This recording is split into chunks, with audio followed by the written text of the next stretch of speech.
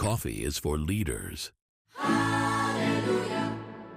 We hear conversations and reports from our agencies. People are now speaking with the AI agents, and they're thanking them for being so nice. And it's unbelievable the level of quality of the thing that you can get in these days. But I think this is an amazing use case of AI and how AI is really do good, and really saving lives and really kind of for a very meaningful purpose. And we are very excited about it. And I think the future will be even, more exciting with the thing that we are going to introduce in the future.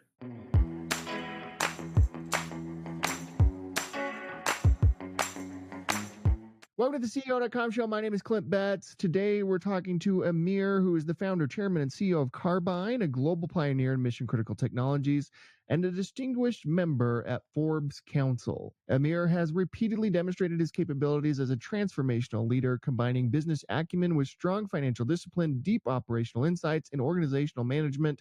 He is growth-focused, results-oriented, and a solutions-focused leader with a proven history of bringing analytical insights and pragmatic solutions to key business challenges. Amir is also a former Israeli army officer who served in different positions in the Special Elite Forces and in the Intelligence Corps, and he earned his LLB, and BA from IDC. Amir, thank you so much for coming on the show. Honored to have you.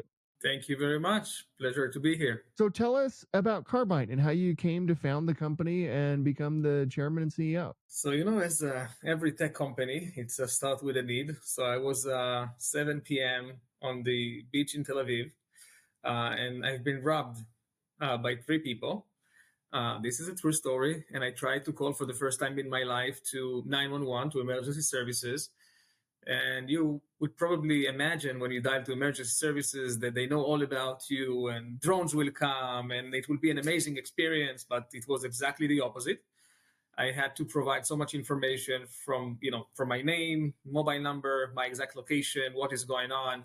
And as you can imagine, when you're stressed in this kind of situation, it's very hard to deliver all this information. It ended up with me giving the money and they left. It was 3 people. And then I thought to myself, how come that still in the 21st century, you provide so much information for first responders in order to get a proper response? And here we are, 9.5 years after, almost 10, raised for this company $150 million. And the fact that we became the global leader in emergency communication from the cloud, basically bringing citizens and call takers, dispatcher, into the 21st century with advanced technologies, cloud capabilities, AI, rich data collaboration. It's really like the Uber of 911, and we are very excited about it. Yeah, the Uber of 911 is fascinating. Yeah. Now you've got something really interesting there. The reason I'm saying that, Clint, is like, in Uber, it's a one app. You click, the taxi arrive, you jump in, the driver is telling you, Amir, how are you today? They take you to the other location, you get your invoice, everything centralized in a one platform. When we started the company and we started to investigate how come that I have so much information in those devices, but when I'm dialing to 911, the broken phone that this information is passing through, right, from the call to the contact center, to the dispatch center, to the responders in the field, so many different companies fulfilling this gap, right, of like this information flow. And it's like a broken phone. You have a lot of data here and nothing is getting there. So we said, like, we want to create the first of its kind ecosystem that will seamlessly deliver information from citizens to responders in a laser speed without the need of kind of the integration between multiple legacy on-prem technologies, and introduced Carbyne. This is genius. I actually think this is unbelievably genius. And give us a sense for the success you've had so far. Wow. So Carbyne is serving today more than 250 million people with our capabilities, predominantly in the US. So cities like counties like Miami-Dade or Denver, Atlanta, Charleston, New Orleans, Cobb County, and many others, including universities, highway patrols, Department of Transportation, et cetera, et cetera. Any kind of entity that have this see something, say something on steroids can utilize Carbyne, right? So our capabilities are starting from identify where people are when they call to a number, all the way to live stream video with the call taker so they can actually see what is going on and not asking questions. Moving into language barriers, so you can be a Spanish speaker calling to Miami-Dade and speaking Spanish. The call taker will automatically, by Carbyne AI, will identify this as a Spanish speaker, will see the transcription in English. When he will speak English back to the person will hear it in Spanish. And we have it in 40 languages. So we have like all of those capabilities and more, and delivering tens of millions of calls every year and really saving lives. And we are very proud of it. Yeah, it's unbelievable. And how has AI transformed what you're building? I mean, AI has been around for a long time. We're kind of pretending like it's this brand new thing over the past 2 to 3 years, but certainly taken off over the past 2 to 3 years. How are you thinking about AI? How are you utilizing AI?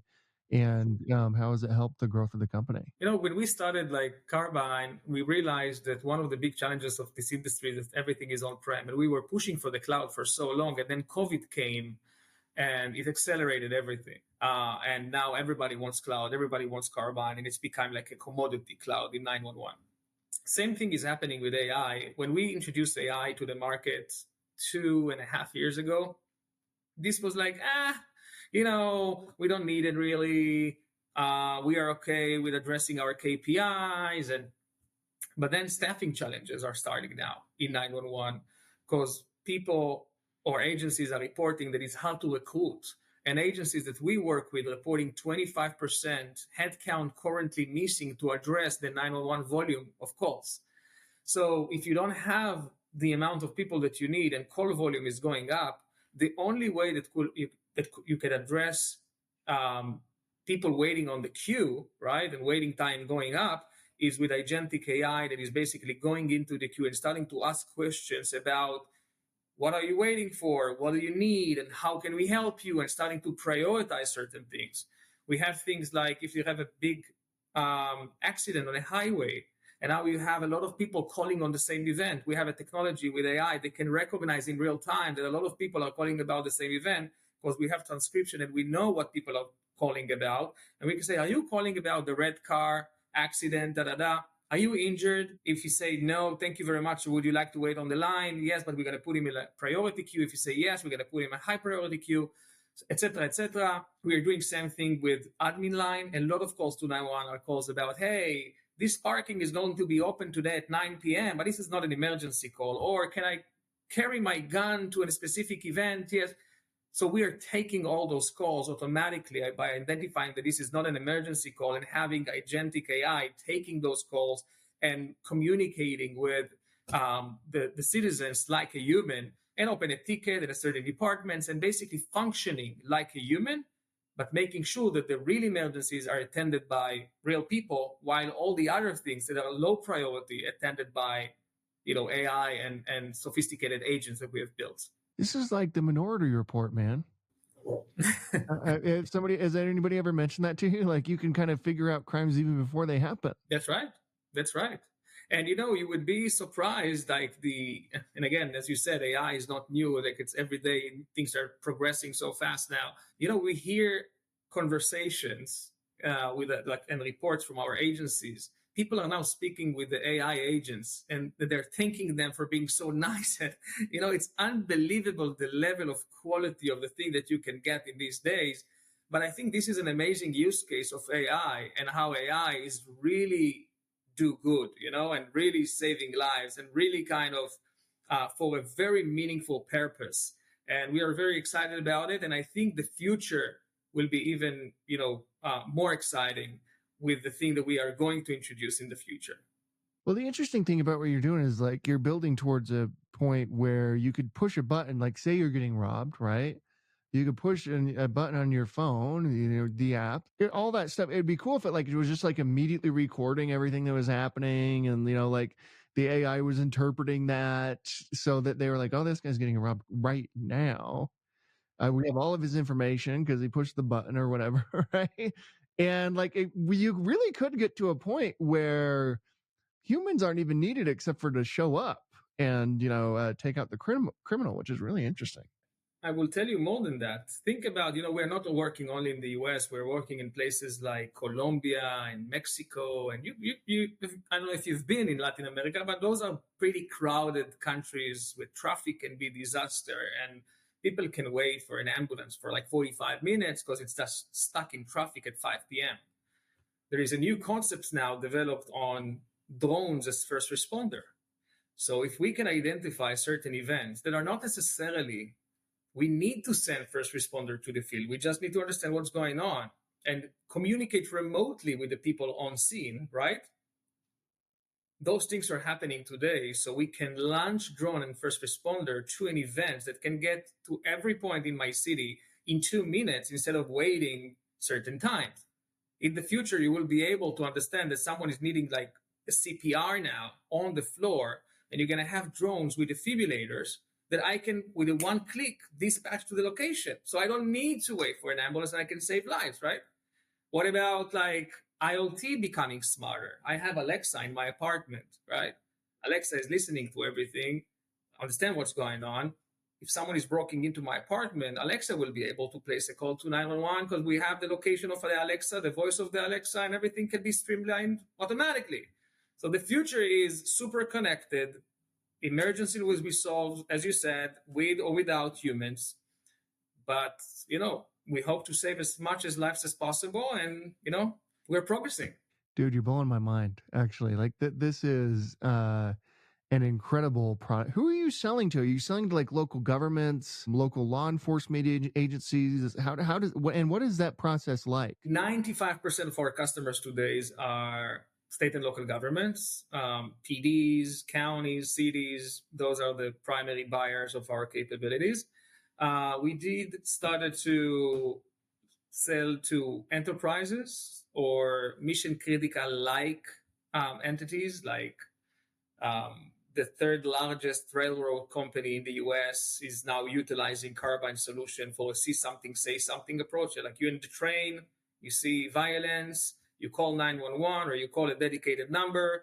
They need to know where you are. They need to know what's going on. They need to bridge this information to the security teams that are on the train. An example. We work with one of the largest Fortune 500 companies in the Olympic Games, cannot mention names, to secure their entire operation, including their VIPs and athletes and all that. Everything was managed by Carbyne. So again, any kind of entity, company, agency that have this emergency sense or like see something and immediately response can utilize Carbyne. And we're growing in the US and globally. This is actually incredible. So when did you start? I'm not sure. I'm sure I saw that somewhere, but how long ago did Carbyne start? Almost 10 years ago. And how have you raised money? To give us a sense for how you financed the business and thought about raising money and all that. So for sure. We raised up to Series C, $150 million. Investors at Carbyne includes companies like AT&T, Cox Enterprise, Founders Fund, Valor Equity Partners, Hanaco Ventures, GMR, which is a KKR kind of a company. These are prominent top tier VC firms. Yeah, and also like some private investors like the former CIA director David Petraeus and the Kraft family office and some other folks that invested as a kind of individuals or from their family offices. Yes, we have some very exciting investors. They are helping us a lot, to bring our technology to market as well. How many employees do you have? 225 now. And are you based in the US? Or are you based in Israel? No, I'm based in the US. I live in New York for the last 6 years. And I would say 75% of the human resource is here with me. And then we have the R&D back in Israel. Okay, very cool. I have to ask, just because, given your history and the fact that you were in the idea, how are you feeling about what's happening at home, and what thoughts would you give us who don't, have that kind of firsthand experience like you have? Yeah. So fortunately or unfortunately, I was not like part of the recent war because I was here and we were trying to help remote as much as we could. But generally speaking, as someone who was an officer in the Israeli army in special forces, we are all about peace. Carbyne have investors from the UAE, right? Investors from different countries that you would not intend. I don't know, like you think about 10 years ago, would you think about someone from the UAE investing in an Israeli company? Would say, absolutely not what you're talking about. We are like that together today. And as an Israeli, I can tell you that I would love to have the same kind of relationship with the people who lives with our neighbors. I hope that in my generation it will happen and we will be able to see kind of a real peace with our neighbors. Unfortunately, there are some groups that it's, I think, making things a bit more complicated, especially after October 7, which was like something that was not ever seen before, since the Holocaust. So, but I believe that like with the new administrations and what is going on now and with the changes and with the recent 1.5 years of war, I believe that the future is brighter from what it was in the past. And I really hope for peace with the neighbors and that we can all live together for a better future for all. So I think that's beautiful. I think that's beautifully said, and I totally agree with that. What's kind of like what hampers growth? Because it must be somewhat difficult to sell into these local governments, local police departments, things like that. Just the timeline, I imagine, is a little bit more drawn out than it would be like going B2B. Give us a sense for like some of the challenges that come with growing a company like this. So you're spot on. And I think we took very complicated challenge, even within public safety. You can build an over-the-top solution. You can build a certain niche that will help me with translation or just doing video. But Carbyne took on itself to do the mission-critical infrastructure for communication, and it's a real platform that basically replacing the legacy providers and like managing the entire flow, right? So it's not easy.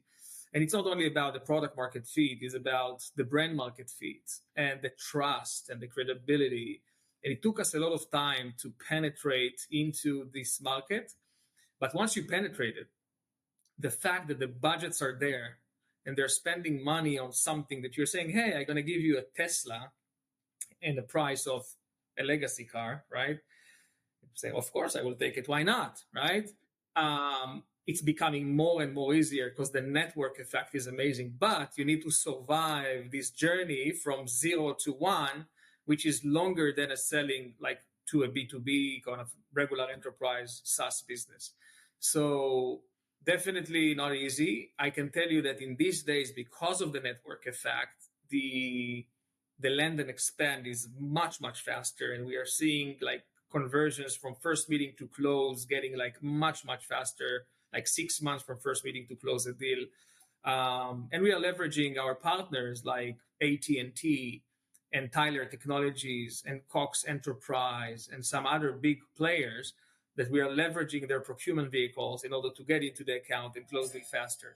How far away are we from just a total AI law enforcement world where it's, we're kind of all governed by that, obviously overseen by humans, but AI being able to like kind of do 99% of the work? I think we're pretty far from a world where AI will be able to do everything, for mission critical communication. I think as happening in the autonomous vehicles, right, we will have a hybrid mode, which is basically what we're experiencing now. And the hybrid mode means that like on the day-to-day regular calls, like the agents can take the call, can help, but on certain events, you will have human to be involved. And I think this state will be pretty, let's say for the next couple of years, this will be the state. And the reason being is that there are, you can sell to early adopters here and there, but when it's going to the larger agencies, or it's becoming kind of like something that a lot are using, there are questions about security. and privacy and what is happening with my data. And I think there are a lot of things that we will need to address before AI can really like take care of all our data and make decisions for us and all that. Because at the end of the day, the price of a mistake in our industry is so big. So we will need some more time to build the confidence for call takers, dispatchers, directors to trust AI to do everything for them. I think it will take time. So I think for the next couple of years, it will be kind of in hybrid mode where AI will assist the day-to-day operations, and this will be, I would say, probably until 2030. It will take time. Yeah, that makes sense. Hopefully, it takes some time, because then you get all sorts of other questions attached to it, right? That need to be figured out. Finally, we end every interview with the same question, and that is at CEO.com. We believe the chances one gives is just as important as the chances one takes. When you hear that, who gave you a chance to get you to where you are today? Wow, this is a great question. I always laughing that the 3 people that kidnapped me on the beach, I need to find them and give them some equity in the business, because without them, I would not think about building this company. This is a true story.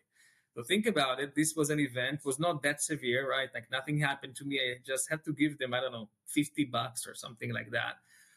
And then I went to sit on a friend of mine bar, and I said, like, fuck, how come that in the 21st century, this is a so bad experience to communicate with emergency services.